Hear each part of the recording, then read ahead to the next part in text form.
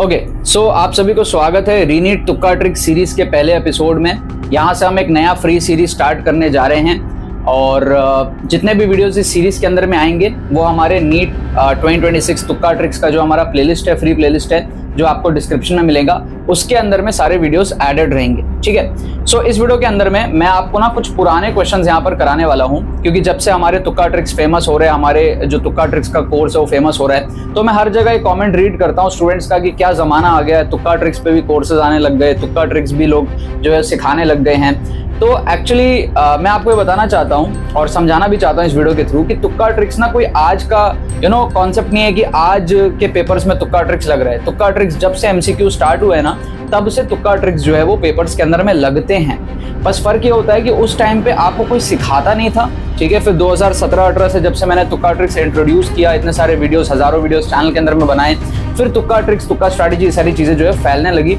और फिर हमने tukkatricks.com को भी लॉन्च किया, जिसमें आप जाकर के डेडिकेटेड वे में सारे कोर्सेज के थ्रू तुक्का ट्रिक्स सीखते हो।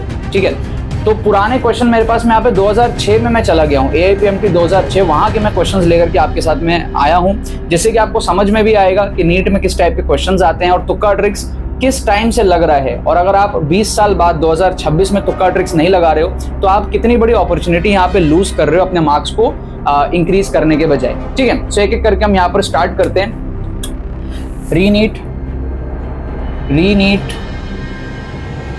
2026 तुक्का स्ट्रैटेजी सीरीज, उसका ये हमारा है एपिसोड 1। ठीक है, अब मैं आपको बता दूं हमारा ना इस पे डेडिकेटेड कोर्स भी चलता है। हमारा रीनीट का डेडिकेटेड कोर्स है तुक्का ट्रिक्स का। सो इसके अंदर में भी आप सबको एनरोल करना बहुत ज़्यादा ज़रूरी है। इसके अंदर में टोटल 40 एपिसोड्स होंगे और आप स्ट्रक्चर्ड मैनर में सारे के सारे तुक्का ट्रिक्स सीखोगे, एप्लीकेशन देखोगे। लास्ट 20 साल के PYQs के थ्रू इसके अंदर में तुक्का ट्रिक्स आपको सिखाया है और लेटेस्ट ईयर्स के आपको जो है लास्ट 3-4 साल हो गए फुल पेपर तुक्का ट्रिक्स का आपको डिमॉन्स्ट्रेशन मिलेगा।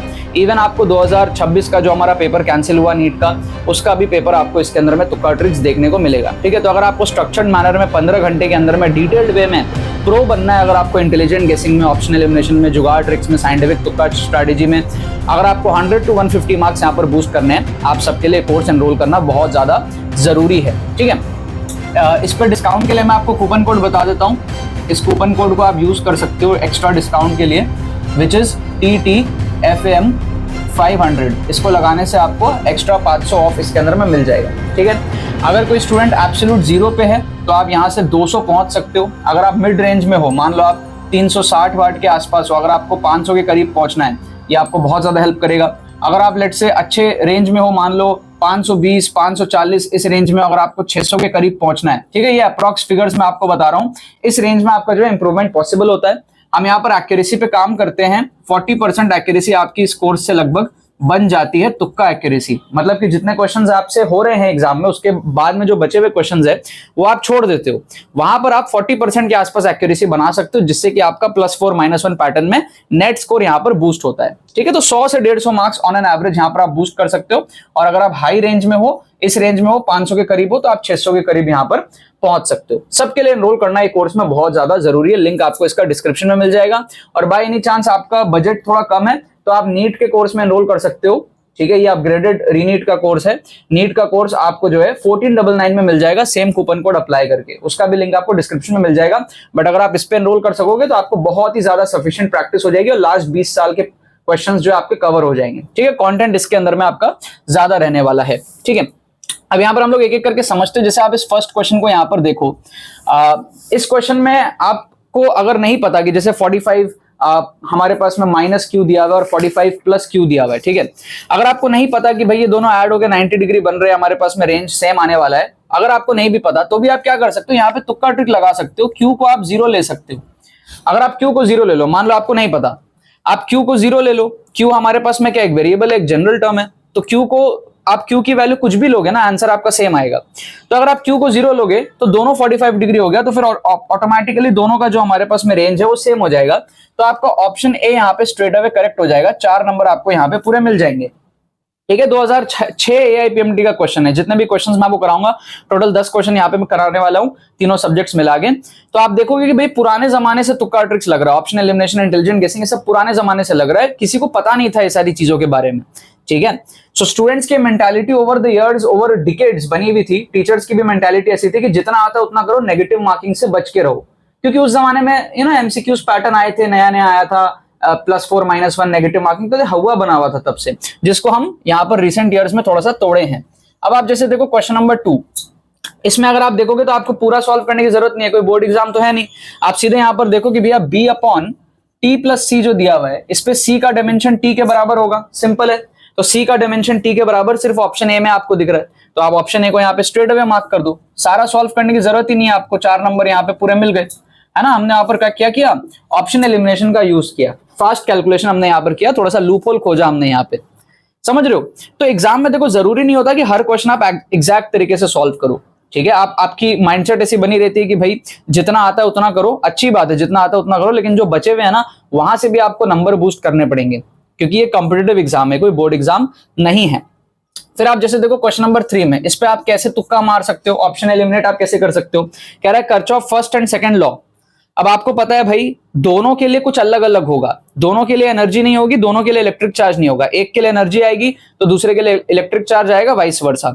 तो सिंपल हमको समझ आ रहा है यहाँ पर ऑप्शन बी या फिर ऑप्शन डी में से आंसर होगा। तो आपको क्या करना चाहिए ना, इन दोनों में से एक ऑप्शन तुक्का मार देना चाहिए, ठीक है। 2 ऑप्शन आपका एलिमिनेट हो गया, तो आपकी क्या हो गई यहाँ पे 50% की तुक्का एक्यूरेसी बन गई, ठीक है। कोर्स से हमारा क्या 40% एक्यूरेसी बनता है। मैं कोर्स में आपको फुल पेपर तुक्का ट्रिक्स दिखाता हूं, जब आप इसके अंदर में जाओगे ना, तो ऑन स्पॉट आप तुक्का ट्रिक्स देखोगे कि भैया एग्जाम सिनेरियो में आपको कैसे तुक्का ट्रिक्स लगाना है, कैसे सोचना है, इंस्टेंटली मैं कैसे सोचता हूं, ठीक है।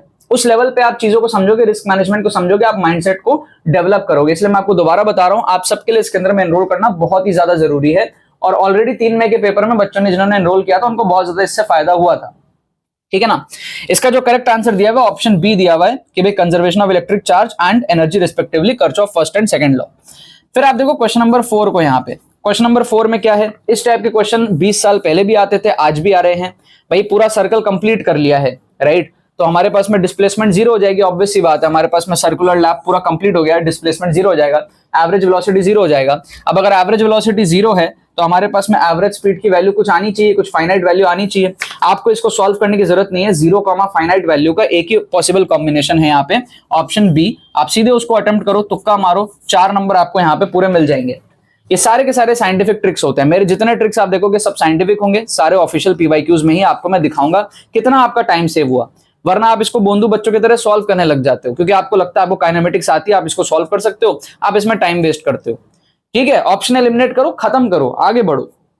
फिर आप देखो क्वेश्चन नंबर 5, आप कहोगे कि सर ये सारे क्वेश्चन तो हम सॉल्व कर सकते हैं, ऐसा कुछ दिखाइए जो हम सॉल्व नहीं कर सकते। इसको आप देखो कि भाई मान लो आप इसको क्वेश्चन आप सॉल्व नहीं कर सकते, आपको क्वेश्चन पढ़ने की भी जरूरत नहीं, आप यहाँ पे सही आंसर मार्क कर दोगे अगर आपको नहीं आता सॉल्व करना। तो आपको बोल रहा है फोर्स। अब आप डायमेंशन में देखोगे हमारे पास में क्या होता है, फोर्स हमारे पास में होता है मास इंटू एक्सेलरेशन, ठीक है। अब हमारे पास में मास क्या होता है, एक्सेलरेशन होता है वेलोसिटी बाई टाइम, मास तो मास ही रहेगा, ठीक है। अब हमारे पास में v क्या होता है, v equals to r omega होता है, तो आप इसको लिख दो r ओमेगा बाई टी, ठीक है। और टाइम और ओमेगा उल्टा होता है, ठीक है ना, तो टाइम को ऊपर ले जाओ, आप ओमेगा स्क्वायर लिख दो, है ना। टाइम क्या होता है 2 पाई बाई ओमेगा, तो टाइम और ओमेगा का डायमेंशन उल्टा होता है, तो ये हमारे पास में क्या हो गया, ml ओमेगा स्क्वायर हो गया, ml ओमेगा स्क्वायर। तो डायमेंशन आप देखो, फोर्स का डायमेंशन आ रहा है ml ओमेगा स्क्वायर में, तो ml omega square option A में है, बाकी ऑप्शन बी एलिमिनेट हो जाएगा, ऑप्शन डी एलिमिनेट हो जाएगा, और ऑप्शन सी में तो कुछ अलग ही दिया, W दे दिया है, वो तो वैसे भी बेकार है, ठीक है। तो आप सीधे यहाँ पर ऑप्शन ए को मार्क कर सकते हो, 4 नंबर आपको यहाँ पे पूरे मिल जाएंगे। देख के लगेगा आपको कितना टफ क्वेश्चन है फिजिक्स का, पढ़ोगे सॉल्व करोगे, यहाँ पे ऑप्शन एलिमिनेट करके उड़ गया क्वेश्चन, 20 साल पहले आया है, तब से तुक्का ट्रिक्स लग रहे हैं। आप सोचो, आप आज अगर नहीं लगा रहे हो आप बहुत कुछ खो रहे हो, और अगर आपको सच में तुक्का ट्रिक सीखना है ना, आप एकदम सही जगह पे आए हो। फ्री प्लेलिस्ट का लिंक भी डिस्क्रिप्शन में मिलेगा, अगर आप चैनल पे पहली बार आए हो ना, चैनल को सब्सक्राइब करो और फ्री प्लेलिस्ट जाके आप एक बार देखना, आपके होश उड़ जाएंगे। और रीनीट में अभी भी थोड़ा टाइम बचा हुआ है, आप बहुत ज्यादा मार्क्स यहाँ पे बूस्ट कर सकते हो, ठीक है। फिर आप देखो क्वेश्चन नंबर 6, केमिस्ट्री का क्वेश्चन है, तीनों सब्जेक्ट में तुक्का ट्रिक्स लगते हैं। इसमें अगर आप देखोगे ना तो आपको समझ आएगा कि ऑप्शन ए और ऑप्शन डी ये दोनों सही होंगे तो एक साथ सही होंगे। जैसे आप देखो ऑप्शन ए में कह रहा है ग्रेटर देन 0 स्पॉन्टेनियस, अगर ये सही होगा तो ऑप्शन डी भी सही होगा, लेस देन 0 नॉन स्पॉन्टेनियस। अब क्योंकि ये सिंगल करेक्ट टाइप क्वेश्चन है ना, नीट में तो एक ही आंसर करेक्ट होता है, तो यहां पर क्या है, ए और डी दोनों इनकरेक्ट होगा। इसका मतलब कि भाई अगर ए करेक्ट होगा तो डी भी करेक्ट है, और दो आंसर सही हो नहीं सकता एक साथ, इसका मतलब ये दोनों ही गलत है। तो इन दोनों को आप एलिमिनेट कर दो, आप बी और सी में से तुक्का लगा लो। आपको क्या करना है, बी या फिर सी में से तुक्का लगाना है। अगेन आपकी देखो 50% की यहां पे तुक्का एक्यूरेसी बनेगी। करेक्ट आंसर इसका दिया हुआ है ऑप्शन बी। ऐसे आपको जुगाड़ बुद्धि लगाना है, ऐसे आपको सोचना है, ऐसे आपको लूप होल खोजने हैं। इसके अंदर में आपको प्रो बनना बहुत ज्यादा जरूरी है। फिर आप देखो क्वेश्चन नंबर 7, इस पे अगर आप देखते हो कि भाई आपको समझ आ रहा है ए और बी एक तरफ है, ए और बी लेफ्ट हैंड साइड में और सी और डी जो है राइट हैंड साइड में है, तो साइन जो है ए और बी का साइन सेम होना चाहिए, सी और डी का साइन सेम होना चाहिए। इतना कॉमन सेंस आप लगा सकते हो।